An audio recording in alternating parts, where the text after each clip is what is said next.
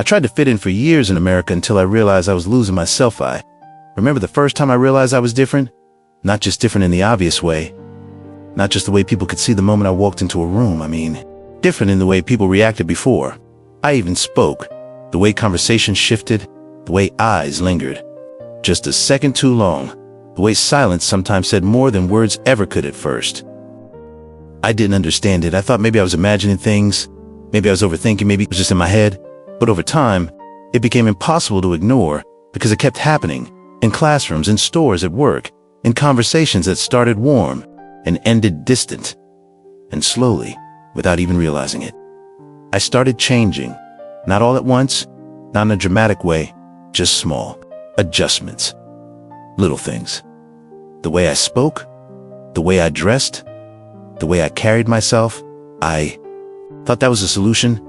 Adapt, blend, and become easier to accept, because I believed something deep down that I didn't even question at the time, that who I was, as I was, wasn't enough. So I began the process, the slow, quiet process of becoming someone else, or at least trying to. When I first arrived in America, everything felt overwhelming. The pace, the culture, the expectations. It felt like stepping into a world that was already moving. And I was trying to catch up. Everyone seemed so sure of themselves, so comfortable, like they belonged without even thinking about it, and felt like I had to earn that, like I had to prove something just to stand in the same space. So I observed carefully, watched how people talked, the phrases they used, the jokes they laughed at, the things they avoided saying, and I studied it like it was a language beyond words. And then I practiced alone at first, repeating phrases, adjusting my tone, softening parts of myself that felt too different, too noticeable, too much. I changed my accent, not completely, but enough that people wouldn't immediately ask, "Where are you from?" Because that question, it always came with something underneath, curiosity. Sometimes, but other times, something else, something harder to define, something that made me feel like I had to explain myself, and I got tired of explaining, so I avoided it. I remember one moment clearly. I was in a group conversation, everyone was laughing, sharing stories, and I had something to say, a story that would have fit perfectly, but I hesitated, because I knew the moment I spoke, the attention would shift, people would notice the way I said certain words, the rhythm of my voice, and suddenly, it wouldn't just be about the story anymore, it would be about me. So I stayed quiet, and in that moment, I felt it. That small loss, that quiet shrinking. But I told myself it was worth it because fitting in felt safer than standing out. At least, that's what I believed. And for a while, it worked out, or at least, it seemed like it did. People accepted me. I blended in more. Conversations became easier. Interactions felt smoother. I wasn't standing out in uncomfortable ways anymore. But something else started happening. Something I didn't expect. I started feeling disconnected, not from others, but from myself. It's hard to explain because on the outside, everything looked fine. I was adapting, growing, succeeding in ways that made sense, but inside, something felt off. Like I was playing a role I'd never auditioned for. Like I was living a version of myself that wasn't fully real. And the more I adjusted, the stronger that feeling became.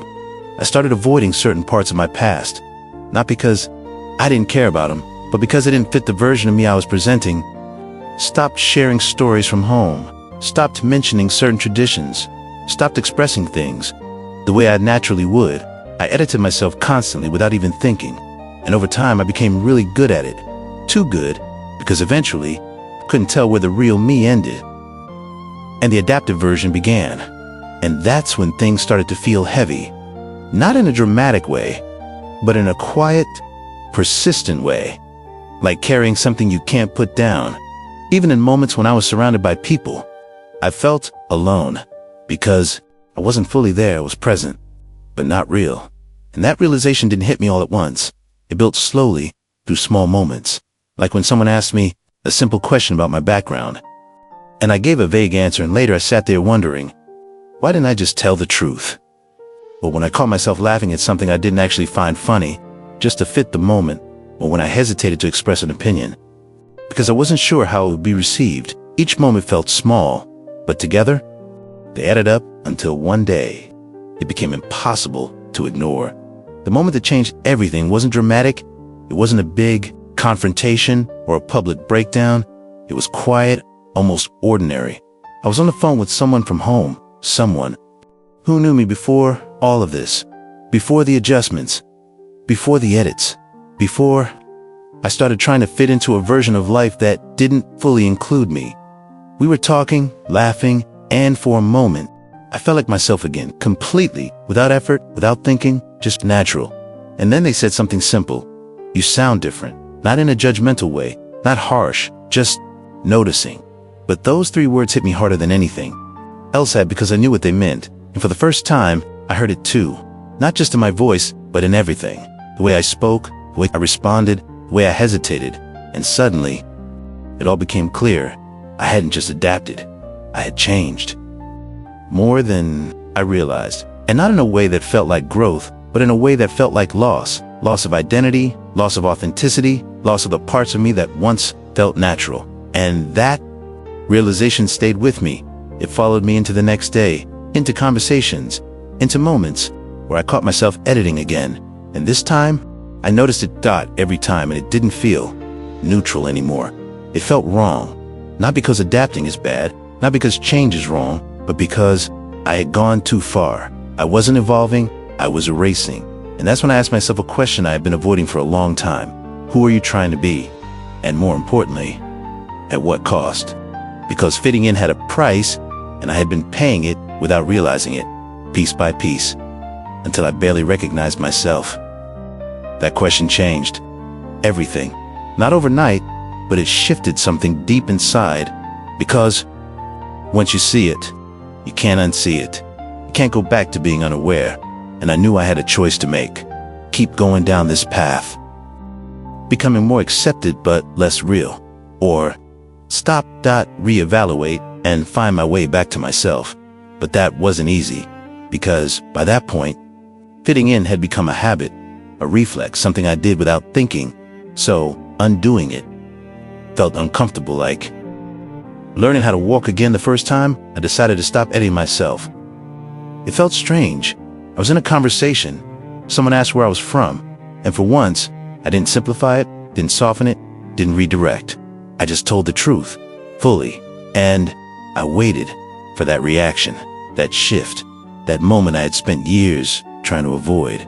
But it didn't happen. Not the way I expected. Instead, they leaned in, asked questions, genuine ones. And for the first time, it felt like a conversation, not an evaluation. And that moment stayed with me because it challenged everything. I thought I knew. Maybe I didn't need to hide, maybe. I didn't need to adjust so much. Maybe the version of me I'd been trying to protect was actually the version people could connect with. And slowly, I started experimenting, being a little more honest, a little more open, a little more myself, not in a big way, not all at once, but enough to notice the difference. And the difference was real. Conversations felt more natural. Connections felt deeper. And most importantly, I felt present again, like I wasn't performing, like I wasn't constantly calculating how to be perceived, like I could just exist. As I was in that feeling, that was something I hadn't felt in a long time. But the real turning point came later, in a moment that forced me to fully choose. Not halfway, not cautiously, but completely. It happened at work during a meeting, the kind where everyone shares ideas, and I had something to say. Something important, but I hesitated because I knew saying it the way I naturally would might stand out, might be different, might not fit the usual tone. And for a second, I almost adjusted it, softened it, made it more acceptable. But then I stopped because I remembered that question. Who are you trying to be? I realized this was the moment, not a big stage, not a dramatic setting, just a regular moment, but one that mattered, because this is where change actually happens. In real life. So I spoke not the edited version, the real version, clear, honest, direct. And when I finished, there was a pause, that familiar pause. But this time, I didn't panic, I didn't shrink, I just stayed there, grounded. And then someone responded, "That's a really interesting perspective." And just like that, something shifted. Not just in the room, but in me, because I realized something powerful. Being yourself doesn't push people away the way you think it will. Sometimes it does the opposite. It invites real connection, real understanding, real respect. And from that moment on, I made a decision. Not a perfect one, not one I followed flawlessly, but a real one. To stop losing myself in the process of trying to belong. To stop editing parts of who I am just to fit into spaces that might not even require it. To trust that who I am, fully, is enough. And that doesn't mean I stopped adapting completely. Growth still matters, learning still matters. But now, it comes from a place of addition, not erasure. And that makes all the difference, because I'm no longer trying to become someone else. I'm becoming more of who I already am, and that feels real. That feels right. And most importantly, that feels like freedom. Once you start noticing yourself, it's impossible to go back. That was the hardest part. Before, I could move through life without questioning every little thing. I could adjust, adapt, and blend in without thinking too deeply about it. It was automatic, comfortable, in a strange way. But now, everything felt different. Every conversation became a mirror. Every reaction felt like something I had to interpret. Not because I was overthinking, but because I was finally paying attention and awareness. It changes everything. I started catching myself in real time, the pauses before I spoke, the moments I almost changed a word, the instinct to laugh when I didn't feel like it, the urge to agree, just to avoid standing out. It was exhausting at first, because I realized how often I had been doing it, how much of my behavior had been shaped by this quiet need to be accepted. And once you see that, it's hard not to question it. I remember one day, walking into a cafe near my apartment. It was a small place, nothing special, just somewhere I usually went to sit, think, and sometimes pretend I was more focused than I actually was. I ordered my coffee like I always did, same tone, same rhythm, same carefully adjusted version of my voice. And as I waited, I caught my reflection in the glass just for a second, but it was enough because something about it felt disconnected, like I was looking at someone I recognized, but didn't fully know anymore. And that feeling stayed with me. As I sat down, I didn't open my laptop, didn't check my phone. I just sat there thinking about how I got here. How did I go from being someone who spoke freely, who laughed without thinking, who expressed things without filtering, to someone who constantly monitored themselves? And the answer wasn't simple. It wasn't one moment. It wasn't one experience. It was a collection, a buildup. Every small interaction that made me feel slightly out of place. Every question that made me feel like I had to explain myself. Every look that made me aware of how I was being perceived. And slowly, those moments shaped me, not in a visible way, but internally, until I became someone who was always adjusting, always calculating, always aware, but not in a healthy way, in a way that made me feel like I couldn't just be. That realization hit me hard because I understood something I hadn't before. Fitting in had become my identity, not something I did, something I was. And that's when I knew something had to change. But knowing that and actually doing something about it are two very different things.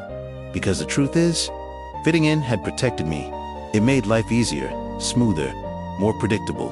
So letting go of that felt risky, uncertain, like stepping into something without knowing what would happen next. And I wasn't sure I was ready for that, but life has a way of pushing you forward, even when you hesitate. A few days later, I was invited to a small gathering. Nothing formal, just a group of people. Some I knew, some I didn't. Normally, I would approach something like that with a strategy. Observe first, adjust accordingly, match the energy of the room. But this time, I felt different. Not confident, not completely sure of myself, but aware.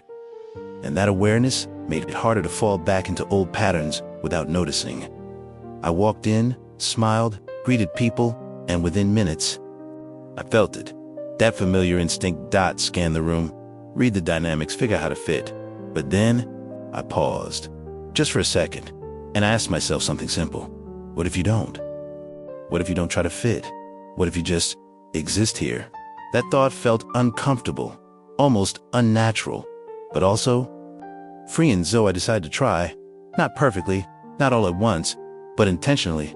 The first conversation I had, I stayed present, not thinking about how I sounded, not adjusting my tone, not filtering my words too much, just speaking in something. Interesting happened, nothing bad. No awkward reactions, no rejection, just a normal conversation. But it felt different because I was actually there, not performing, not analyzing, just participating. In that small shift made a big impact as the night went on. I kept choosing that again and again, not forcing it, not overthinking it, just gently bringing myself back to that place of honesty. Whenever I felt myself slipping, and for the first time in a long time, I enjoyed it. Not because everything was perfect, but because I felt real, connected, present. But then came a moment that challenged everything, a deeper conversation, the kind that naturally brings up background, identity, where you're from, the kind of conversation I used to carefully navigate. Someone asked me directly, "So where did you grow up?" And just like that, I felt it again. That internal shift, that split-second instinct to adjust, to simplify, to make it easier, safer, and for a moment, almost did. Old habits don't disappear overnight. They wait. They show up in moments like this, but this time, I caught it and I paused, not awkwardly, just enough to choose. And then, I answered honestly, fully, without editing. The words felt different coming out, heavier, but also more grounded, and I watched their reaction, waiting. But instead of that shift I used to fear, they leaned in, interested, curious, respectful, and the conversation continued, naturally. No tension, no judgment, just connection. And that moment stayed with me because it showed me something I hadn't fully believed before. The version of me I was hiding was actually the version people could connect with the most, not despite the differences, but because of them. And that realization started to change how I moved through the world. Slowly, not in a dramatic way, but consistently. I started sharing more. Not everything, but enough to feel like I wasn't holding myself back. Enough to feel like I wasn't constantly editing my existence. And with that came something unexpected. Relief, that a quiet kind. The kind that comes when you stop carrying something heavy without even realizing it. But it wasn't all easy. There were still moments of discomfort, moments where being myself felt risky, where I wasn't sure how it would be received. And sometimes those fears were valid. Not everyone responded the same way. There were still people who didn't understand, who made assumptions, who saw me through their own limited perspective. In those moments, they hurt more than before, because now I wasn't hiding, so it felt more personal. But even then, something had changed, because instead of shrinking, I stayed. Not aggressively, not defensively, but firmly, grounded in who I was, and that made a difference, not always in how others responded, but in how I felt, because I wasn't abandoning myself anymore, and that was powerful. Over time, I started to notice another shift in the way people responded to me. Not all at once, but gradually. There was more depth in conversations, more genuine interest, more real connection. Because authenticity does something. It creates space, it invites honesty, it builds trust, and people feel that even if they can't explain it. Looking back, I can see the difference clearly now between who I was when I was trying to fit in and who I was becoming. It's not about being louder or more expressive or standing out for the sake of it. It's about alignment, being in sync with yourself, not constantly adjusting to match everything around you. And that alignment, it changes everything. How you speak, how you move, how you connect, how you see yourself. And I was starting to feel that, really feel it, for the first time in years. But the journey wasn't over, because there was still one thing I hadn't fully faced yet, something deeper, something more personal. Not just about how I showed up in the world, but about how I saw myself. Because fitting in for so long doesn't just change your behavior, it changes your perception, your beliefs, your sense of worth. And undoing that, it takes more than awareness. It takes something else, something I was just beginning to understand, and I didn't know it yet. But the next chapter of this journey was about to take me there. There's something no one really talks about when it comes to fitting in. They talk about adapting, they talk about growth, they talk about learning new cultures, new ways of thinking, new ways of living, and all of that matters. It's real, it's important. But what they don't talk about is what happens when you go too far, when adapting slowly turns into erasing, when learning turns into losing, when growth starts to feel like distance from yourself. That's where I found myself. Not at the beginning, not in the obvious moments, but later, after I had already changed, after I had already adjusted, after I had already built a version of myself that could move through spaces without friction. That's when it hit me the hardest, because from the outside, everything looked right. But inside, something still felt off, and the hardest part, I couldn't ignore it anymore, because now I knew. I had seen it, felt it, understood it, and once you reach that point, you can't go back to pretending everything is fine. You have to face it, fully, honestly. And that's where the real work begins. Not in changing how others see you, but in changing how you see yourself. For a long time, I didn't just adjust my behavior. I adjusted my standards, my expectations, my beliefs about what was acceptable, what was normal, what was better, and without realizing it, I'd started to measure myself against those things. Not consciously, but deeply. I started to see parts of myself as things that needed to be improved or minimized. The way I spoke, the way I expressed emotion, the way I told stories, even the way I thought. And that's where it becomes dangerous. Because when you start believing that parts of who you are less than, you don't just change your actions, you change your identity, and that kind of change doesn't feel like growth, it feels like loss. I didn't fully understand how much that had affected me until one specific moment, a quiet one, but powerful. I was watching a video online, someone speaking, Todd Confident, authentic, unapologetic ally. Themselves, they spoke with an accent similar to mine. They told stories the way I used to. They expressed themselves in a way that felt familiar, real, and something inside me reacted. Immediately, not admiration, not at first, discomfort, a strange kind of tension, like something in me was saying, "That's too much." And the moment I noticed that, I froze, because that reaction didn't come from nowhere. It came from everything I'd absorbed over the years. All the subtle messages, all the unspoken expectations, all the moments where I felt like I had to adjust to be accepted, and suddenly, I saw it clearly. I hadn't just been trying to fit in. I had started to believe that fitting in was better than being myself. That realization, it shook me, because it wasn't just about behavior, anymore. It was about belief, about identity, about how I saw my own value. And that's when I knew. This was deeper than I thought. This wasn't just about changing how I acted in conversations. This was about undoing something internal, something I had built over time without even realizing it. And that kind of change takes intention, it takes effort, it takes honesty. So I started paying attention in a different way, not just to what I was doing, but to what I was thinking, what I was believing. Every time I felt the urge to adjust, I asked myself why. Every time. I hesitated to be fully myself. I questioned it, and slowly, patterns started to appear. I noticed the moments where I judged myself, the thoughts that told me to tone it down, the quiet voice that said, "That's too different." And instead of ignoring it, I faced it, because I realized something important. Those thoughts weren't mine originally. They were learned, absorbed, built from experiences. And if they were learned, they could be unlearned. That became my focus. Not perfection, not instant confidence, just awareness. And choice. Every day, in small moments, like choosing to speak the way I naturally would, even if it felt unfamiliar at first, like allowing myself to express emotion without filtering it, like sharing stories without simplifying them.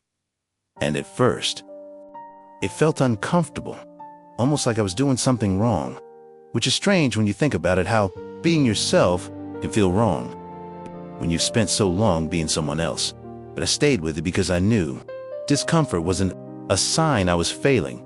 It was a sign I was changing, and over time, that discomfort started to fade. Not completely, but enough that being myself started to feel natural again. Not forced, not calculated, just real. And with that came something I hadn't fully experienced before. Self-respect. Not based on how others saw me, not based on how well I fit in, but based on alignment, on knowing that I wasn't betraying myself just to be accepted. And that changed everything. The way I walked into rooms, the way I spoke, the way I handled moments of tension, because I wasn't trying to manage perception anymore. I was just present. And people noticed, not in a dramatic way, but in subtle shifts, more genuine conversations, more meaningful connections, more respect. Because authenticity has its presence. It doesn't need to be loud, it doesn't need to prove anything, it just is. And that's powerful. Looking back now, I understand something I didn't before. Fitting in isn't the goal, belonging is, and those are not the same thing. Fitting in requires you to change who you are. Belonging allows you to be who you are. And for a long time, I was chasing the wrong one. But now, I see it differently. I don't walk into rooms asking, how do I fit here? I walk in asking, can I be myself here? And if the answer is yes, I stay. If the answer is no, I don't lose myself trying to force it. And that shift, it gives you something powerful. Freedom, the kind that doesn't depend on approval, the kind that doesn't disappear when someone doesn't understand you, the kind that stays because it comes from within. If I could go back and talk to the version of me who spent years trying to fit in, I wouldn't tell him to stop adapting. I would tell him to ignore the environment, because learning matters. Growth matters, but I would tell him this: don't lose yourself in the process. Don't trade your identity for acceptance. Don't silence parts of yourself just to make others comfortable, because the things that make you different are the same things that make you real. And real is what people connect with, even if it takes time, even if not everyone understands it. The right people will, the right spaces will, and more importantly, you will.